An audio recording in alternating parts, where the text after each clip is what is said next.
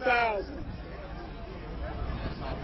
Let me introduce myself, but I'm not really important. Joe Madison with Sirius XM Radio, and I'm going to be running this program.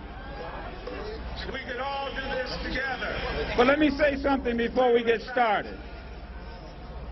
There's a lot of people in the media that want to try and suggest that there's a division among us, that this is young versus old, white versus black. When my son walks out the house, I pray every day that he'll come home. I don't care what color he is. All human life is sacred. And so let us gather here for a purpose. Let me tell the people in the media something right now.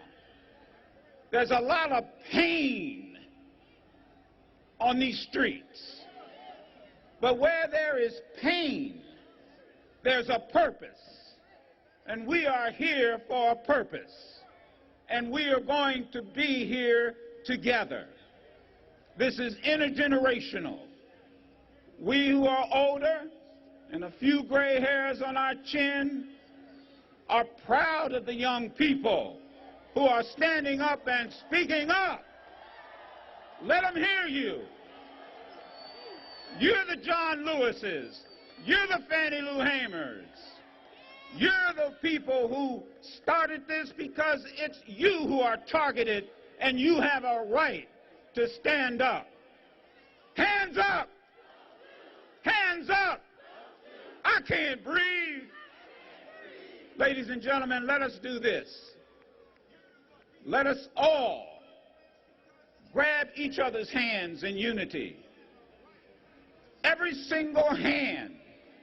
Every single hand. Whether you are in, there's no importance. I don't care if you got a PhD or no D, GED or whatever you got, MD. Grab somebody's hand.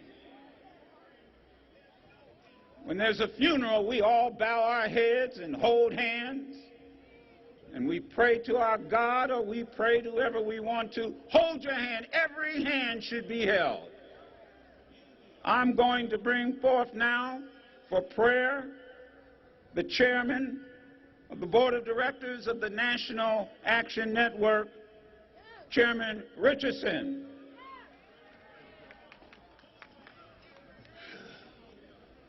We've gathered here today because we believe in the value of all human life. We gather here today because we know that we've got to move from protests to problem solving. We've got to go back home and take on the issues and bring unity to our communities so that we may transform behavior and transform expectations. And so today, join together in our diversity, join together in our multiple faith expressions. I want to ask you to join me, whatever your spiritual grounding is. I want us all to focus now on our spiritual center, on the thing that gets us through the night, the thing that holds us when everything lets us go, the thing that gives us hope when despair is all about us. Let us pray. O God, our Mother and our Father, we thank you for the legacy of struggle that we embrace in this hour. We confess our pain. We confess our frustration. We confess that we have to come back here time in and time out, generation after generation, seeking justice. We are tired, but we won't give up. We come today, God, asking you to bless these families who gather around their hurt, their lost children, their pain inflicted by insensitivity. We pray, God, for this nation that is on its way to catastrophe unless we turn around and come together and speak hope to each other. We thank you for Al Shapton, who's been a clear voice in a difficult time.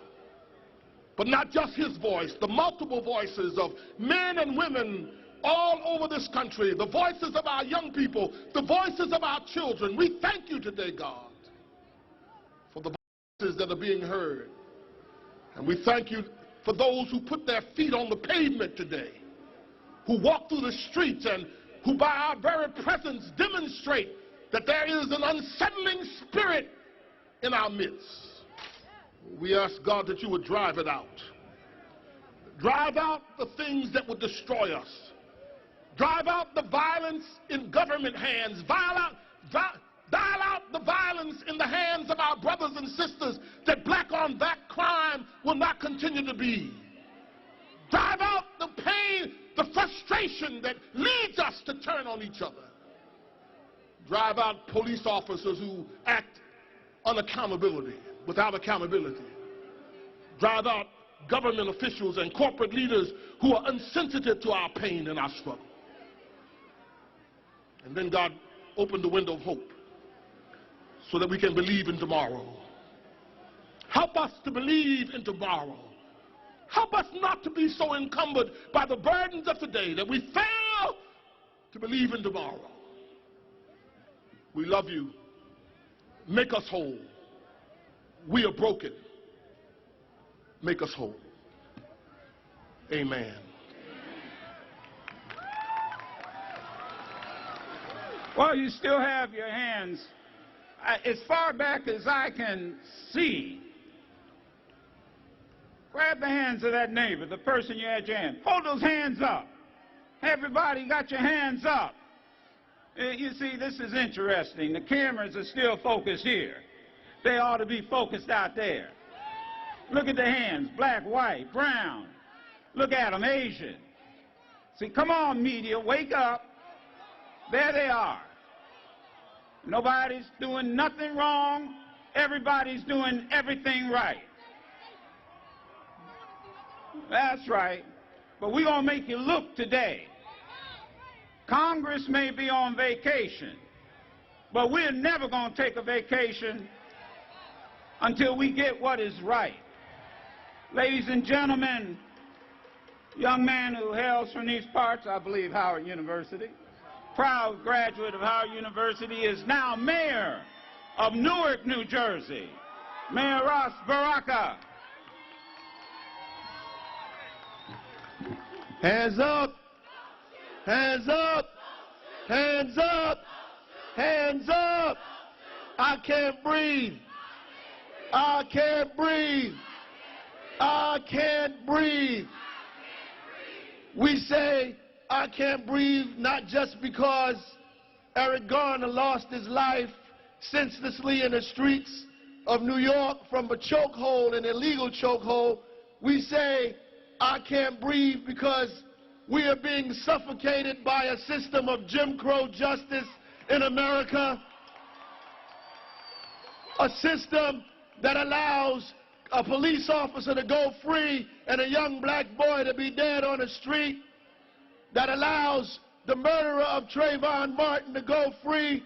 We say we can't breathe because we are tired of Jim Crow justice in America, and we are out here today to say that we will fight back and we will stand up. In 1911, Miss Nelson and her son hung from a bridge in 1911. They say we've come far in America. I say not far enough. In 1955, Emmett Till was murdered, dragged from his home, and dumped in the Tallahatchie River. They say we've come far in America. I say not far enough. They say that Jim Crow is dead in America, and I say Eric Garner is dead in America, that Mike Brown is dead in America, and there's no justice for people of color and poor people in this country, and until there is justice for all, there'll be justice for none. Anywhere there is injustice is a threat to justice everywhere in this country where we are. I want to say that finally, we are not just out here because we want police reform. We're not just out here because we want police to wear cameras, and though we think that'll help, we're not out here just because we think the police department is the problem. We're out here because there is a systematic and consistent effort to dehumanize and criminalize people of color in this country that has been going on for decades in America. We are out here because, yes, we want reform in the police department, but we need reform in Congress. We need reform in our states.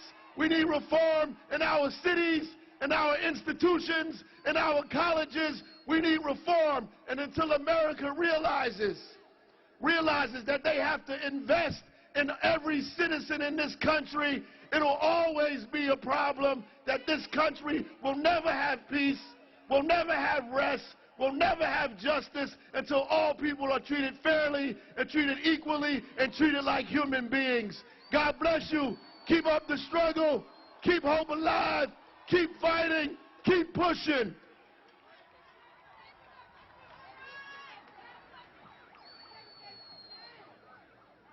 You know, there were 400 people that came here from Ferguson, Missouri. 400 folk came from Ferguson, Missouri. Hands up. This all began. Hands up. Ladies and gentlemen, because we want you to understand, everybody is going to have a voice. You know, this is not what Al Sharpton will do or Joe Madison will do or whoever. You have to ask the question, what are you going to do about it? Because everybody can do something. My next speaker, young man Joshua Williams from Ferguson, Missouri, decided he was going to do something. 400 people from Ferguson decided they were going to do something, and they came here with you. Give Joshua Williams a round of applause from Ferguson, Missouri. How y'all doing? How y'all doing? How y'all doing? All right.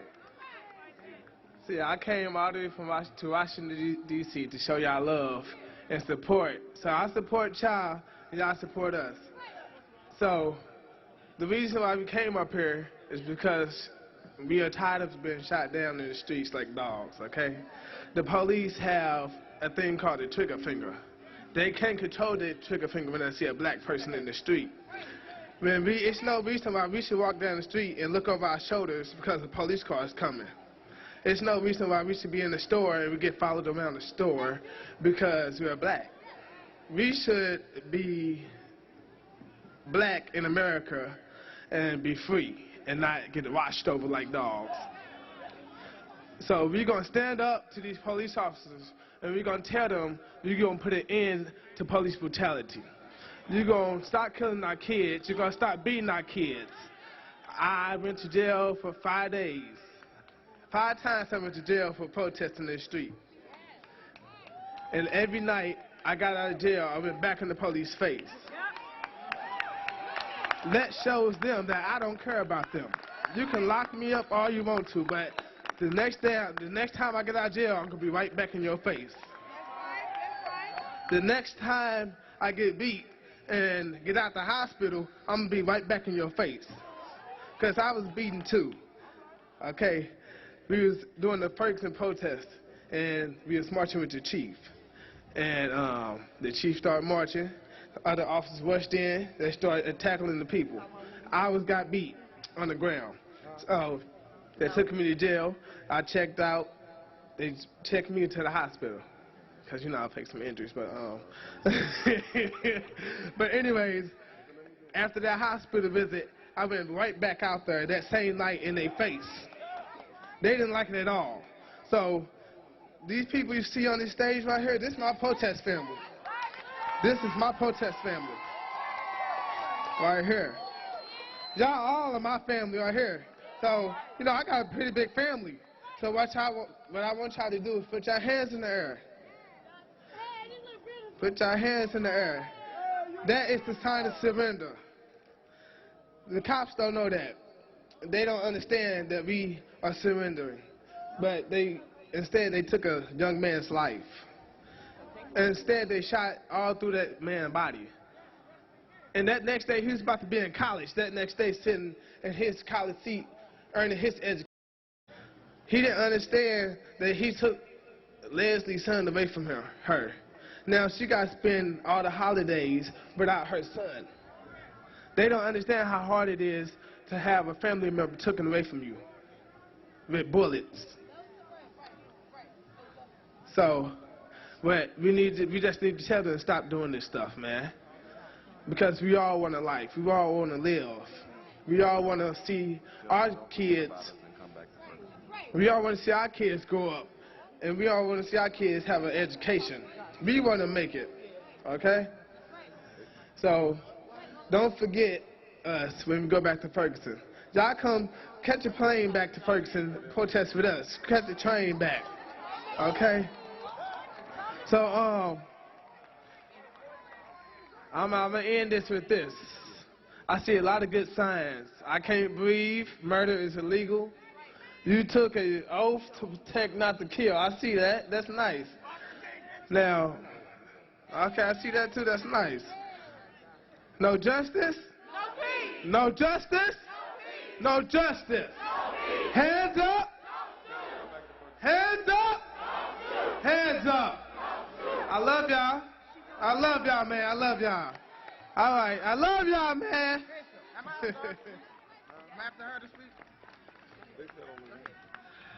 My name is Tony Sanders. I'm originally from North Carolina, but I've been a Washingtonian for the past 10 years. I'm one of the people that's been out here in the streets every night. I'm one of the organizers who shut down 395, that shut down 14th Street, and are shutting down the streets every single night. I want to tell you why we're out here shutting down these streets. This is not an issue of police brutality tonight. This is a human rights issue. Mike Brown's human rights were violated when he was murdered in the streets. He didn't get the right to a fair trial and due process. Sean Bell, he didn't get the right to be judged by a jury of his peers. We are here fighting human rights tonight. It is not black against white tonight. It is us against the system. It is us against white supremacy. If you make the mistake of calling this civil rights or calling this simply an issue of police brutality, the system will win. What we are doing right now is exactly what the system doesn't want to see. Black faces, white faces, Asian faces, Hispanic faces here together today. They don't want to see us united. Race is nothing but a social construct that has been invented to divide us. And today, we dispel all of that. We throw race to the side, and we look at one another as humans. We do not say, hands up, don't shoot in Washington, D.C. We say, fist up, fight back in Washington, D.C. Fist up. Fist up. Fist up. Let me tell you why that brother said it is the universal sign of surrender. That is why we don't say it. We tried it that way. We tried to be nonviolent. We tried to throw our hands in the air and say we surrender. But nothing has stopped the genocide of black and brown people here in America. Nothing has stopped it. And so we say, fist up, fight back. Fist up, fight back. Fist up, fight back. Fist up, fight back. Fight back.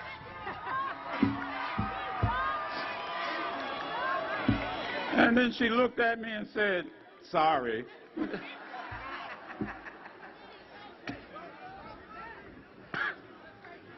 That's that's all right. We all here together. Yeah, I tell you like the Attorney General said, I ain't mad at her. You know, that's right. She got a lot to say. It's young folk, and they on the program. Leighton Watson, President of the Howard University Student Association. Let the Bison say hello. Hands up. Hands up. In the 3.5 years since I've been at Howard University, we heard about Troy Davis. We heard about Trayvon Martin. We heard about Eric Garner. We heard about Michael Brown. We marched. We protested. We chanted. And we got 0 guilty verdicts. All that says is the system is working for the people that it was always meant to work for.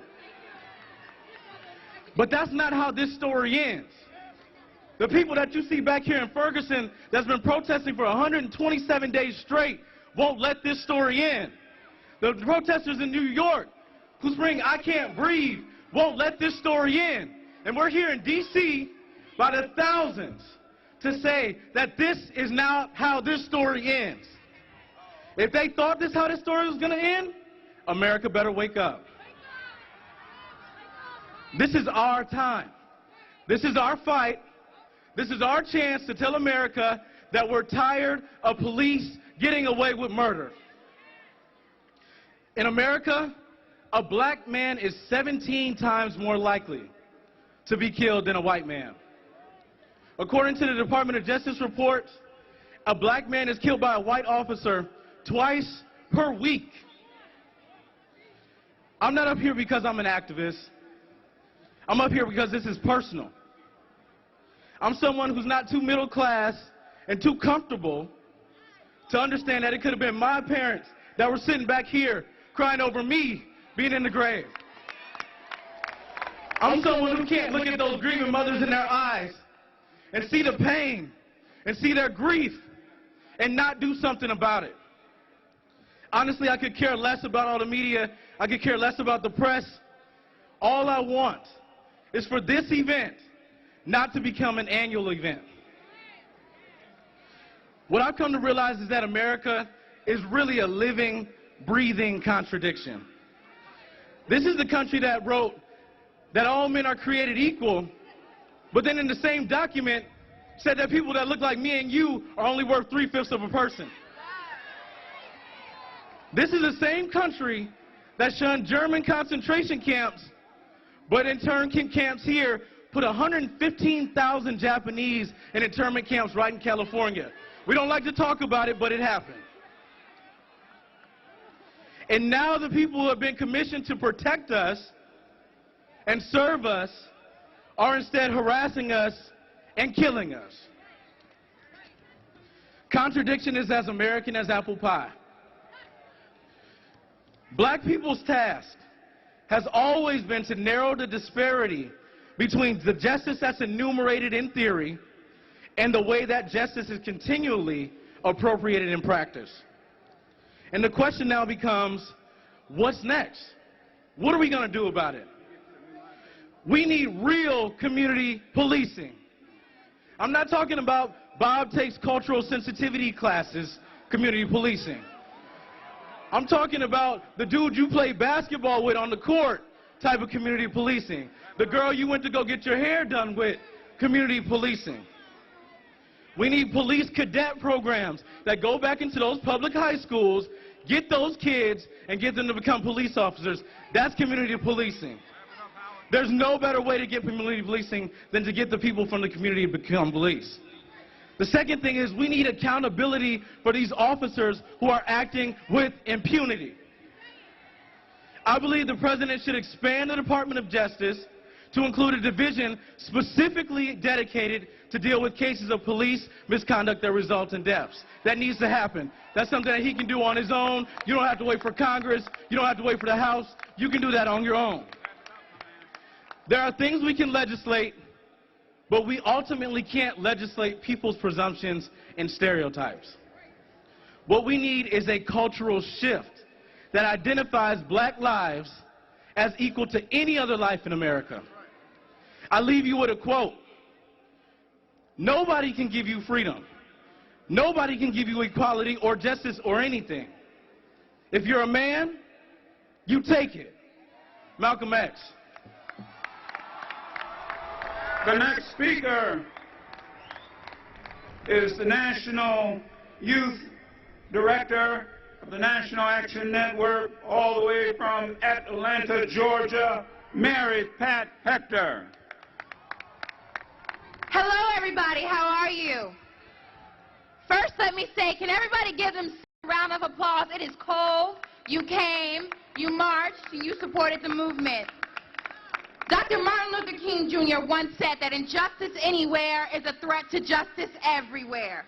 We are caught in an inescapable network of mutuality, tied in a single garment of destiny. What affects us directly affects us all indirectly. America, it is this in mind that I echo the cries of our young people. Wake up, America, because our young people are dying in the hands of those that sworn to serve and protect us. When I look out in this crowd, I am proud to see different ages, different genders, different affiliations, and different organizations, because it's going to take all of us working together to make this change. I want to thank every millennial standing up and fighting against police violence and other atrocities. From the daily humiliation of encounters with police, whether it's called stop and frisk in New York City, assume the position in Chicago, or up against the wall in Oakland, the police make it very clear. We are the police, and you have no rights in this society. We know the police are our first encounter with the judicial system that is destroying black and brown communities in this country. It is our quest for justice that we embrace the truth of America's promise, and we must hold America and this country accountable. So, what will we do? We need to use our $1 trillion buying power and support our communities. In this country today and every day, until we see change, we're going to make you uncomfortable.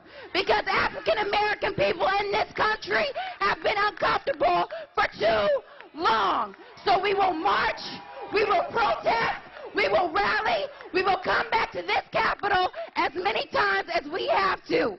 Because enough is enough. So, what have we come to D.C. to do? I've seen a lot of tweets. Why are we going to D.C.? Why are we marching in D.C.? We have come to D.C. to tell Congress to have hearings on police misconduct and brutality that will lead to legislation.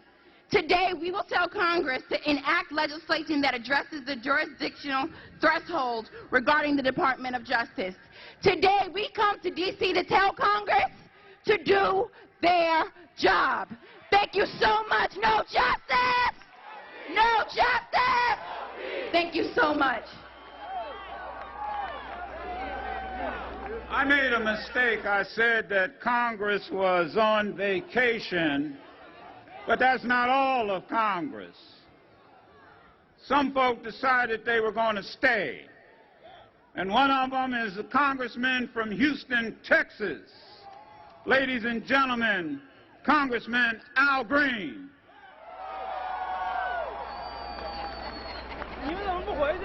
Let me start by complimenting and commending the convener of this great march. I believe that when a person takes the initiative to accomplish something for others, that person ought to be recognized, and I ask that you now kindly recognize and show some love to the Honorable Al Sharpton, the leader, the man of courage who convened us today. Let's show him some more love. Let's hear it for him, please. And there are those who question why we are here. And I want to let them know that we are here for the same reasons that the Pilgrims came to Plymouth Rock. We're here for the same reason that people threw tea into the Boston Harbor. We're here for the same reasons that farmers got on tractors and traversed the country to bring their complaints to Congress.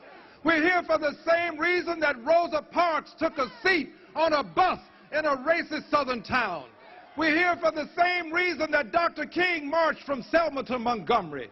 We're here for the same reason that they crossed the Edmund Pettus Bridge on Bloody Sunday. We are here because we refuse to accept injustice. That's why we're here. And I want you to know that we in Congress who are members of the Congressional Black Caucus have heard your hue and cry. You are demanding legislation. You are demanding that we take up the duty that you have given to us when you elected us to Congress. And I want you to know the Honorable Marcia Fudge, who is the chairperson of the Congressional Black Caucus, has made it perspicuously clear that we will take up legislation to bring about change in the way policing takes place in this country. We have Bobby Scott, who has just gotten a piece of legislation through Congress that will again require the reporting of death at the hands of the constabulary, the police, and we want to make sure that Congress gets an annual report on what's happening to black people who are being policed in America. But that's not enough. We also have legislation pending, H.R. 5407, which will require body cameras on peace officers across the length and breadth of the country, because we understand although body cameras don't make all of the difference, it is going to make a difference when we can see what happened to people like Eric Garner, because but for the camera, Eric Garner would be Michael Brown. There would be questions about what happened, how it happened, and whether he said, "I can't breathe." We've got to pass legislation for body cameras, but that's not enough. Not enough. We must give the Justice Department the additional authority so that it can investigate every one of these questionable shootings. We must take it to the federal government so that we can get a greater degree of transparency. But that's not enough. Finally, it's going to take people like me saying to young people that we are not here to lead you, we're not here to be in your way, we're here to get out of your way so that you can continue the movement that started before we all came to this podium. And I want you to know that the Congressional Black Caucus is going to do its part. And I promise you that we will take up the legislation that you bring to our attention. Regardless of who you are, where you're from, we believe that this movement has to continue. It started before I was born, and we want it to end before we die. God bless you. Thank you.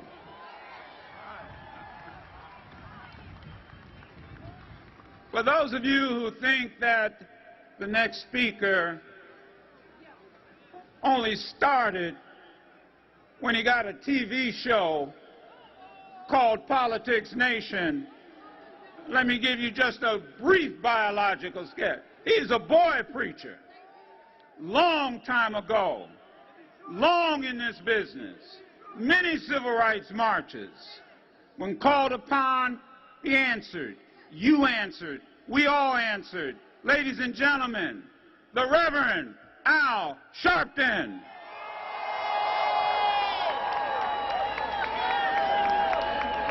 No justice! No justice! No justice! No justice! No justice! No justice! Hands up! Hands up! Hands up! Hands up! All right.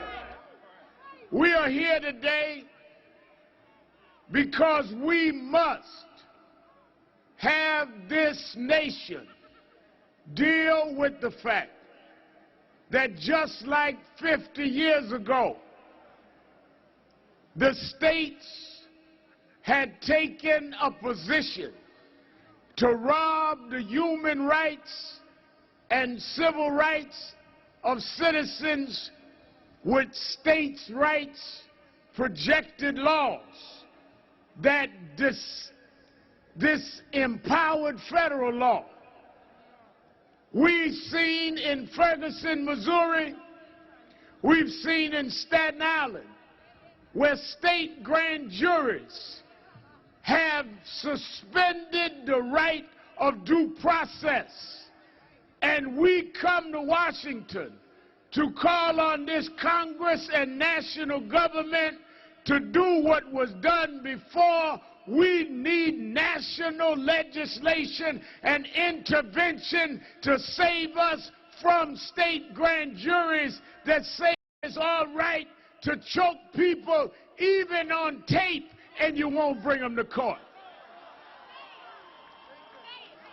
It's all right to have prosecutors have private queries, and if we question them, we are starting trouble. We didn't shoot anybody. We didn't choke anybody. We don't come to Washington as shooters and chokers. We come as the shot and the choked, asking you to help deal with American citizens who can't breathe in their own communities. Oh, Reverend Al, y'all are dividers. Look at these thousands of people. They're black, they're white, they're young, they're old. This is what America looks like.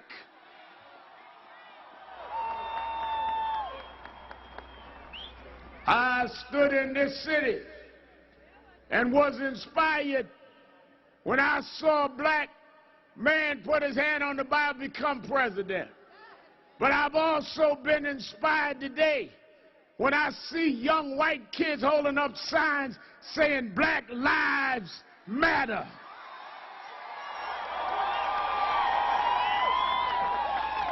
I know the media won't show that. I know they'll say we only had 500 rather than the thousands. But I don't care how much you try to distort it. Truth crushed to earth shall rise again. The people united will never be defeated. You can castigate the leaders. You can try to divide us by generation. But you didn't understand. My youngest daughter Ashley gave me a slogan the other day. It says, you may bury us, but you didn't know you were burying seeds. When you bury us, we sprout up and start blocking traffic. Our seeds grow in the civil disobedience. Our seeds grow in the nonviolence. Bury us if you want, but we'll grow stronger and last longer. This Congress, we're here for three things. One, we need a law on judicial threshold. Why is the threshold so high? For you to protect citizens in police matters. We're not saying all police are bad. We're not even saying most are bad. We're not anti-police. But we're anti-brutality. And the federal government must have a threshold to protect that. Second, the Justice Department must have a division funded to deal with this. Thirdly, we must have the power of special prosecutors, not the local prosecutors. We cannot trust those that work together every day and depend on each other to do their work, to have a non-conflicted inquiry of each other. This march today was led by the victims. First time. You know, they say, oh, y'all don't speak for nobody yet. When we call marches, thousands come. They get other people that got 20 folk to denounce us. But this is about the victims. We don't all agree with each other. We don't all have the same tactics. but we have the same goal, and that is equal protection under the law. And that's not black against white, it's right against wrong. That's why whites and blacks are here together. Show the world today this is not a black march or white march. This is an American march for the rights of American people.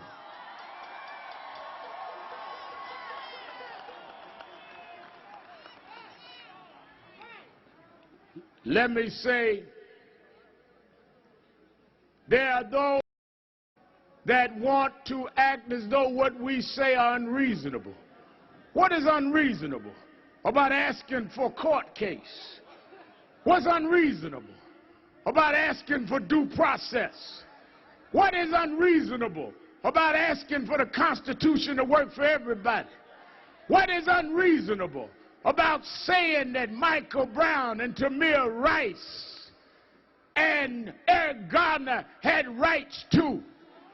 What a lot of people don't understand is that just like policemen have the right to get unions and others to defend them, victims have the right to get civil rights and human rights organizations to stand behind them.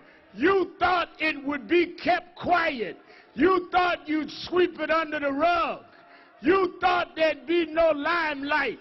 But we're going to keep the light on Michael Brown, on Eric Garner, on Tamir Rice, on all of these victims, because the only way, I'm sorry, I come out the hood, the only way you make roaches run is you got to cut the light on.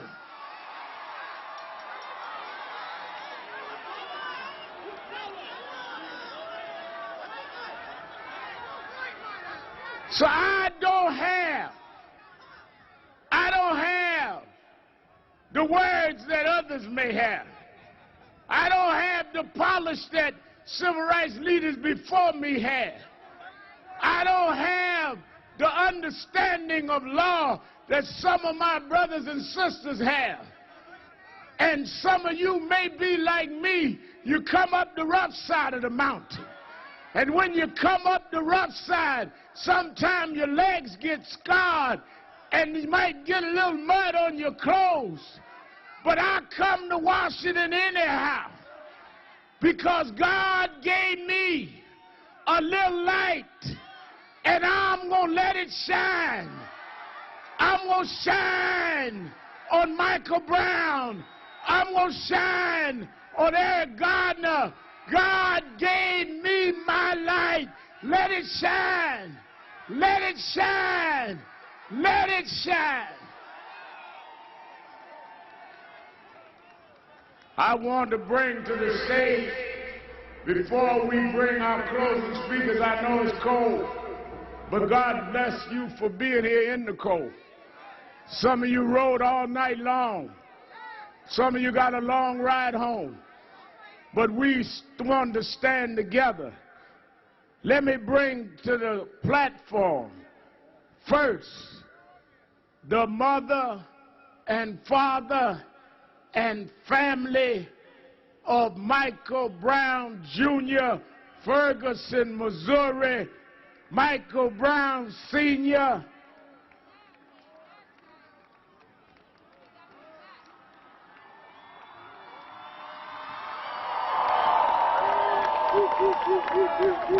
come on, Attorney Gray, where is my partner, the mother of Michael Brown Jr., Leslie McSpadden, the mother of Eric Garner, Miss Gwen Carr, the wife of Eric Garner, Esaw Garner and her children, Emerald, Eric Jr., the mother of Tamir Rice, a 12-year-old young boy shot down in Cleveland, Ohio, his mother Samaria, is here. Ms. Rice, Sister Robin, and daughters here. We're standing with them.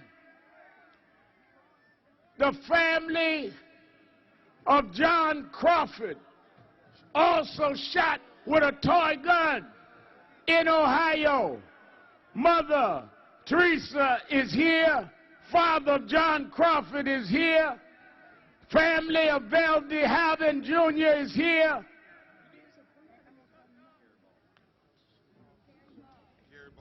Carrie Ball. Brother Carrie Ball.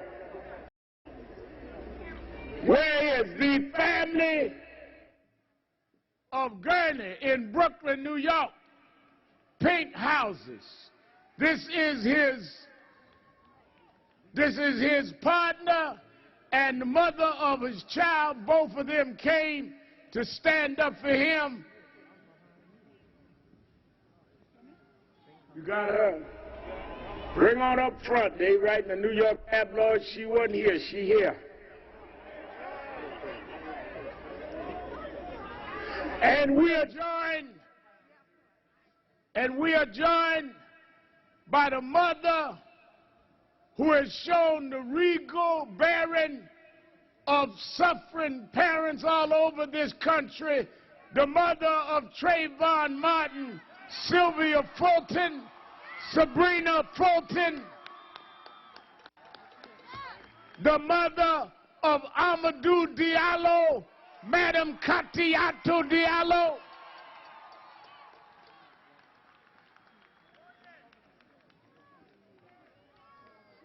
Now I want, and then we're going to hear, bring my partners to the stage, our partners in this. The national president of the National Urban League, Mark Moriel.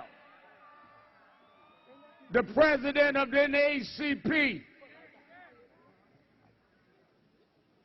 Cornell Brooks.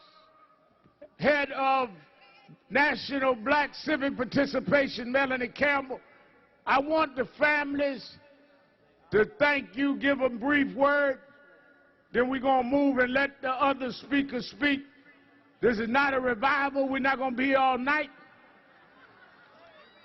But we want to bring our message.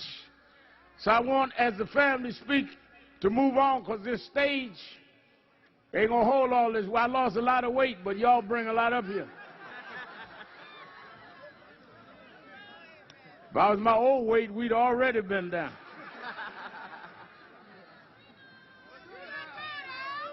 I want to thank all of you that said you ain't got to call my name, but you're here.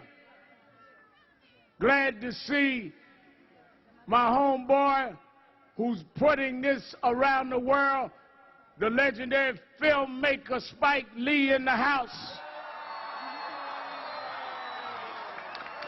Brought his daughter to march.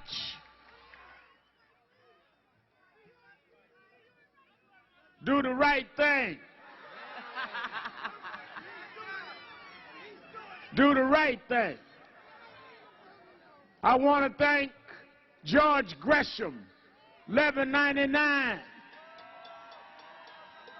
SEIU, Randy Weingart and Michael Mulgrew from AFT.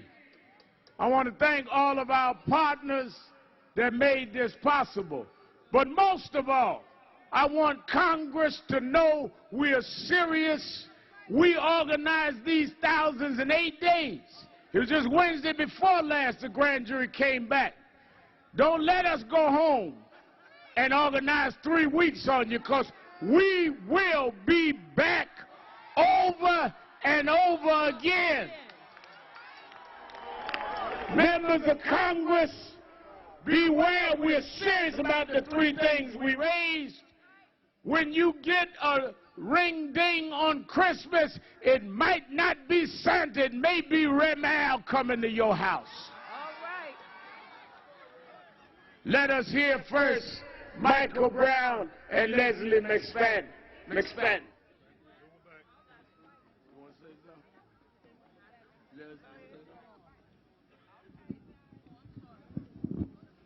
How y'all doing?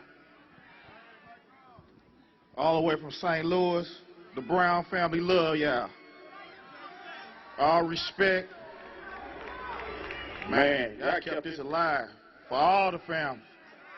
We love y'all. We really do. We love y'all so much. The mother of Michael Brown Jr., Sister Leslie McSpat,